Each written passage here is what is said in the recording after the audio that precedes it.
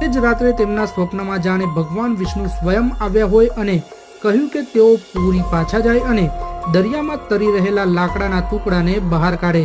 રાજાએ ભગવાનના આ સંદેશનું પાલન કર્યું અને તેમને ખરેખર દરિયાની અંદર એક તરી રહેલો લાકડાનો ટુકડો દેખાયો.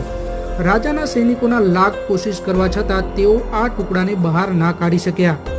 અંતે શિકારી કબીલાના સરદાર વિશ્વાસુના મદદથી રાજાએ લાકડાના ટુકડાને બહાર કાઢ્યો અને મહેલમાં લાવવામાં આવ્યો. પરંતુ તે લાકડામાંથી કોઈ પણ કારીગર નીલા માધવની મૂર્તિનું નિર્માણ ના કરી શક્યો. જ્યારે આ કાર્ય કરવું અશક્ય લાગી રહ્યું હતું ત્યારે દેવતાઓના શિલ્પકાર વિશ્વકર્મા મહારાજ એક વૃદ્ધ કારીગરના રૂપમાં પ્રકટ થયા.